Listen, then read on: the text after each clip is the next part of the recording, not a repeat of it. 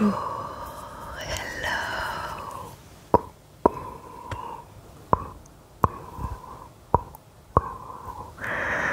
bonjour.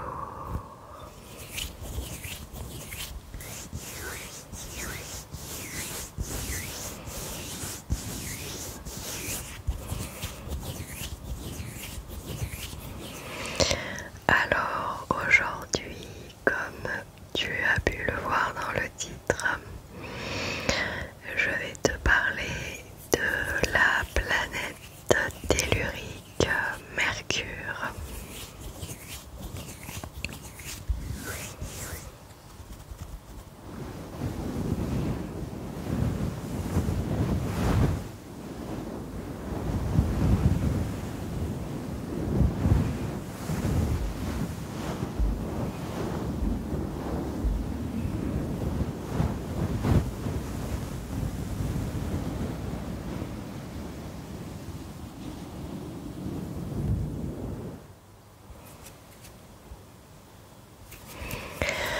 Alors c'est parti. Mercure est la plus petite planète du système solaire et la plus proche du Soleil, avec une période de révolution, le temps qu'une planète met à tourner autour de son étoile, de 88 jours. C'est la plus rapide du système solaire. Elle n'a pas de satellite connu.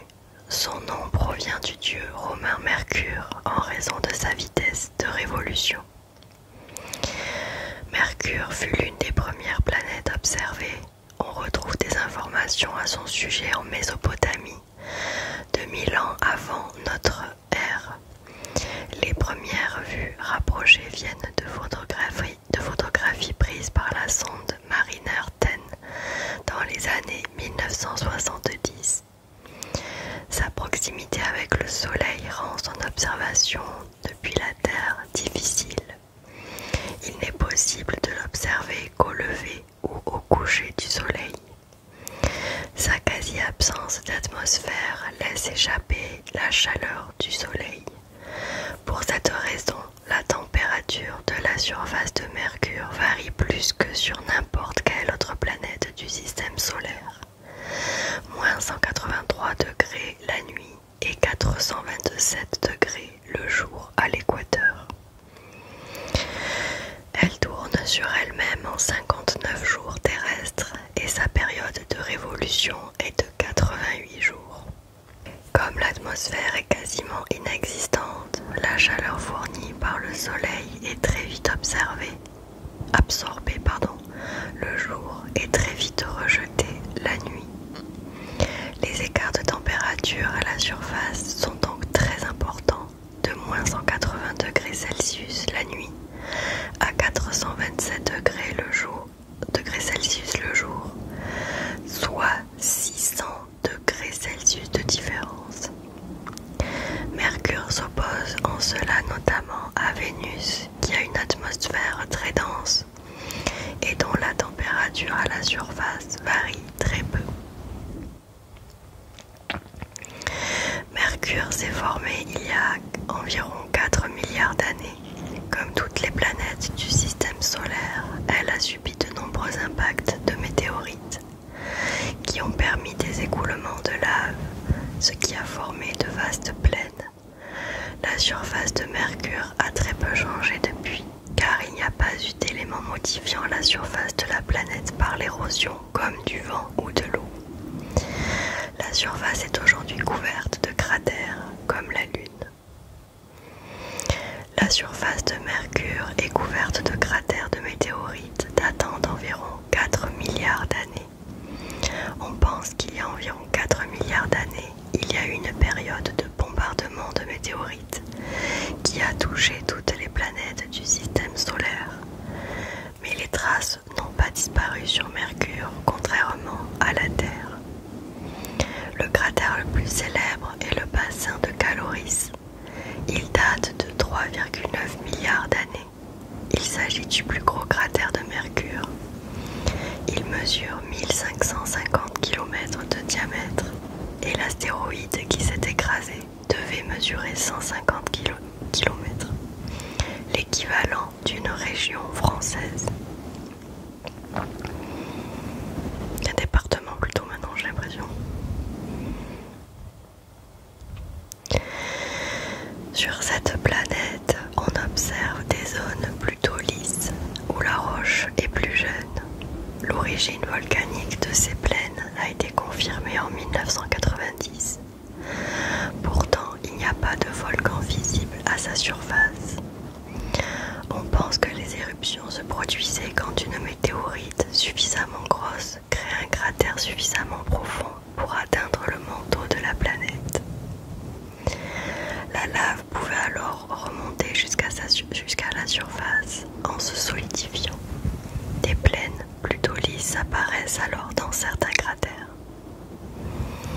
Mercure est une planète tellurique, c'est-à-dire qu'elle est composée de roches et de métaux, par opposition aux planètes gazeuses, constituées essentiellement de gaz.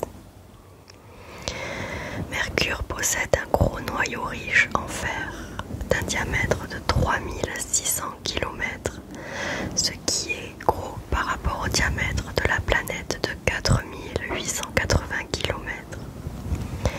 Par comparaison, si le noyau de la Terre contient 33% de la masse de notre planète, celui de Mercure contient plus de 55% de la masse.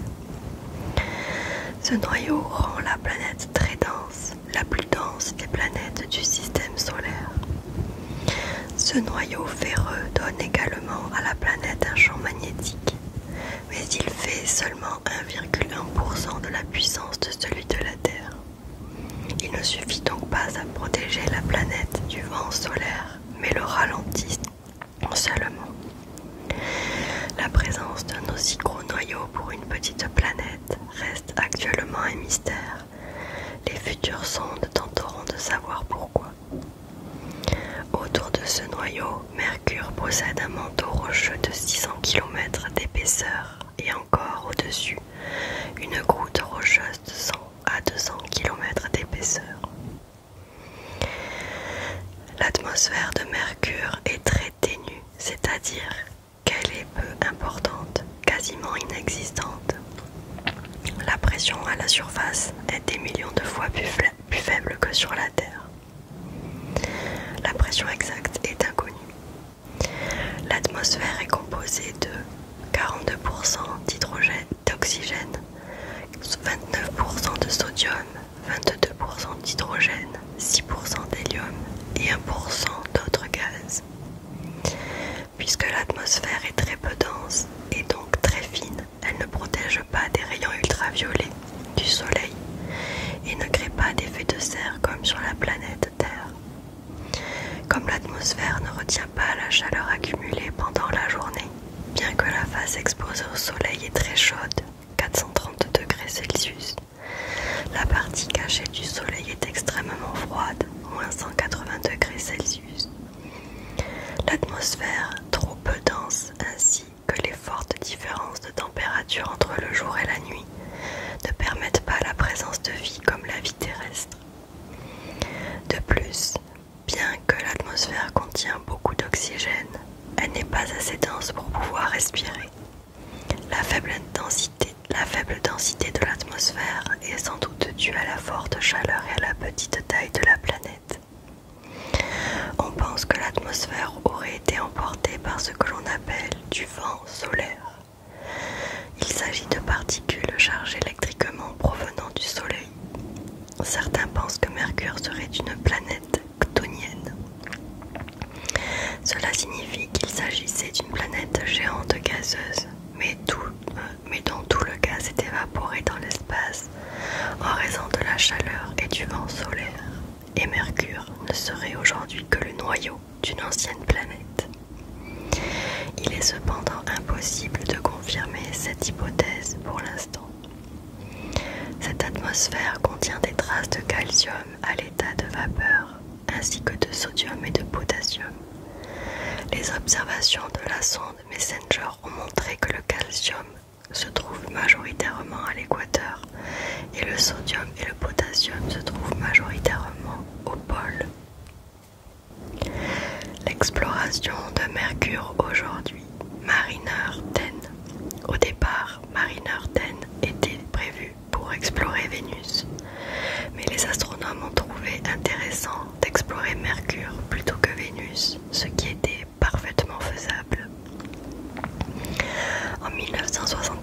2014, la sonde spatiale Mariner 10 de la NASA apporte des photographies haute résolution de la surface de Mercure et dresse une carte de 42% de la surface de Mercure.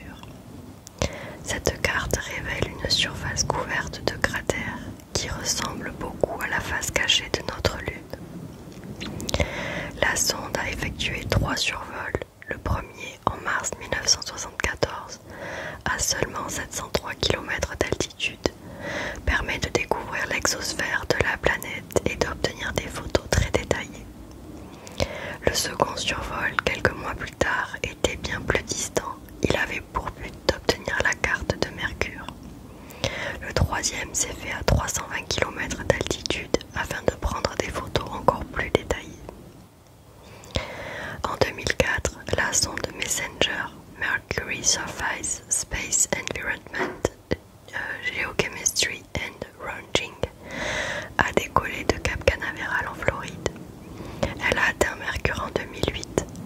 La mission devait durer 1 an, mais elle fut prolongée jusqu'à 2015. Ah oui, quand même. La sonde a pris plus de 270 000 photographies avant que la mission ne se termine et que la sonde s'écrase volontairement sur Mercure.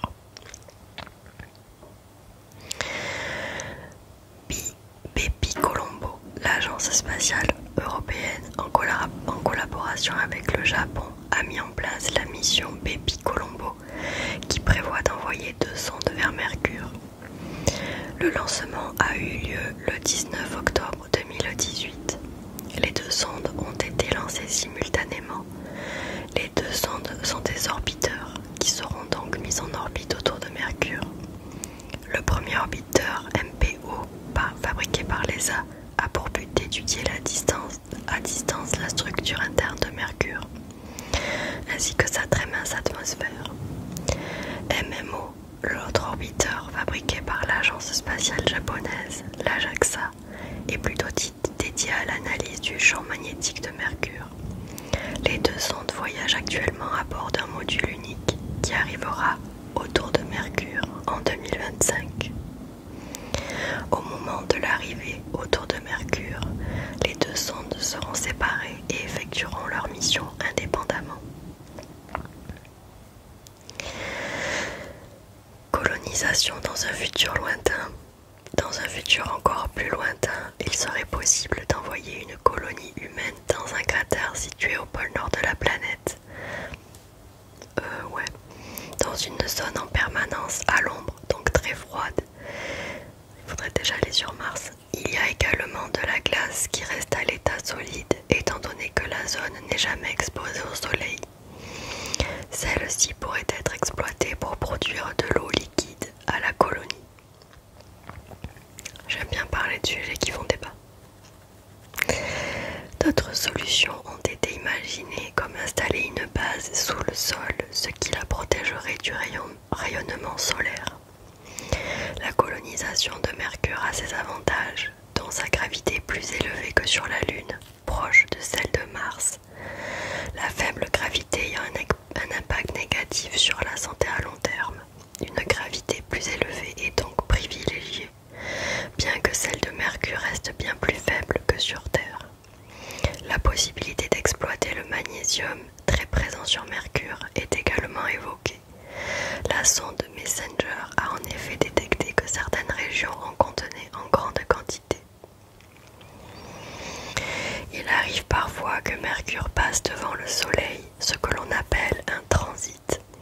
Ce phénomène est assez rare. Les derniers transits ont eu lieu en 2003, 2006 et en 2016 et se produisent généralement 14 fois par siècle. Le prochain a eu lieu en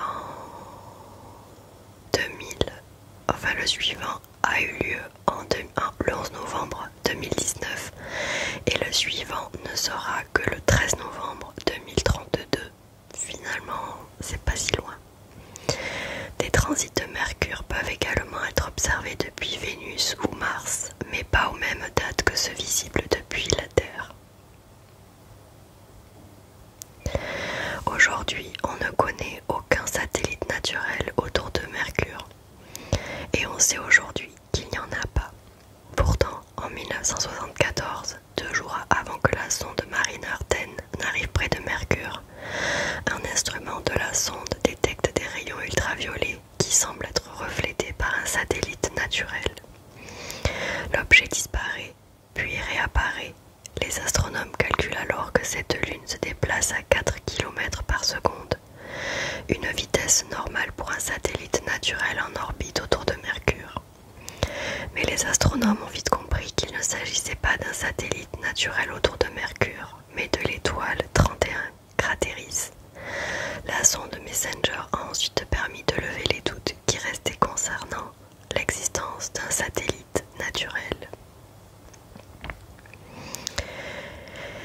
Et pour terminer, je vais vous parler un petit peu de la sonde qui est en train de se diriger vers Mercure, donc Bepi Colombo, les 2 sondes qui partent à la découverte de Mercure.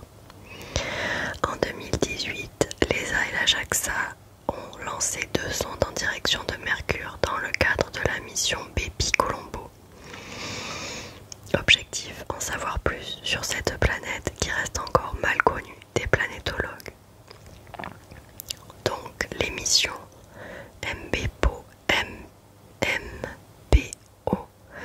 étude de la surface et de la structure interne de Mercure, MIO, étude de la magnétosphère et du champ magnétique de Mercure.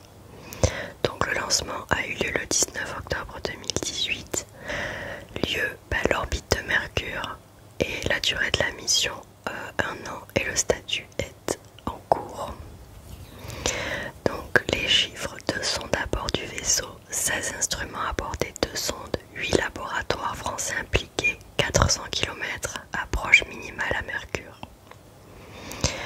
Les dates clés, donc le 19 octobre 2018, lancement de Bepi Colombo par Ariane 5.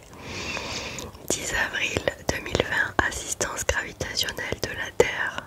15 octobre 2020, assistance gravitationnelle de Vénus, tout comme le 11 août 2021. 1er octobre 2021, première assistance gravitationnelle de Mercure à 199 km. 23 juin 2022, deuxième assistance gravitationnelle de Mercure à 200 km. 19 juin 2023, troisième assistance gravitationnelle de Mercure à 236 km. Donc là, on en est là pour l'instant. 5 septembre 2024, quatrième assistance gravitationnelle de Mercure. 2 décembre 2024, cinquième assistance gravitationnelle de Mercure. 9 janvier 2025, sixième assistance gravitationnelle de Mercure. Début octobre 2025, largage du module de navigation